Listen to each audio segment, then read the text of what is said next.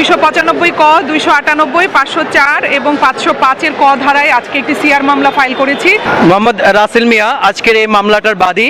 উনি অভিযোগ করেছেন যে আসামি রীতা দেওয়ান তার পালাগানের বক্তব্যে বলেছেন আল্লাহ শয়তান, আল্লাহকে কেন্দ্র করে অনেক অশোভন মিথ্যাচার করেছেন, কুৎসা রচনা করেছেন। এর প্রতিবাদে দণ্ডবিধি আইনের ধারাগুলো আমরা মেনশন করেছি, সিনিয়র মেনশন করেছেন। এই দণ্ডবিধি আইনে আমরা প্রতিকার চেয়েছি, আদালত আমলে নিয়েছেন। আদালত এটা তদন্তের জন্য পিবিআইর কাছে পাঠিয়েছেন। আমরা আশা করি ন্যায় বিচার পাবো। মহান আল্লাহর কাছে অশেষ শুকরিয়া জ্ঞাপন করছি যে আমরা যে মামলাটা সুস্থভাবে আমরা মামলাটা করতে পেরেছি এবং সারা দেশ থেকে যে দেশবাসীরা আপনারা আমাকে সাপোর্ট করেছেন, এটার জন্য আমি আপনাদের কাছে অনেক কৃতজ্ঞ।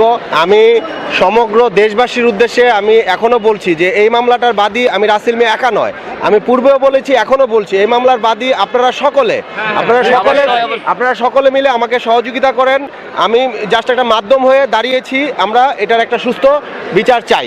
আমরা এই মামলার মাধ্যমে আমরা একটা শক্ত এবং জোরালো আইনও তৈরি হইতে পারে যে মহান আল্লাহকে নিয়ে কেউ যদি এরকম কটূক্তি করে কথা বলে, এই মামলা করার জন্য যেমন আমি আজকে 3 দিন ধরে মানে যেমন একটা ঘোরাঘুরি করেছি, এমন একটা ঘোরাঘুরি যেন নাও করতে পারে, এমন একটা আইনও তৈরি হইতে পারে।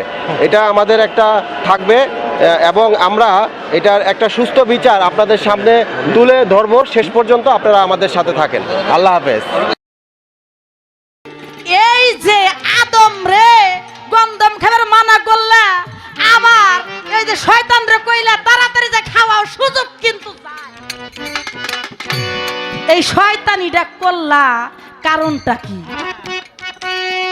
তাহলে আসল শয়তানকে এখনই বোঝা যাইব।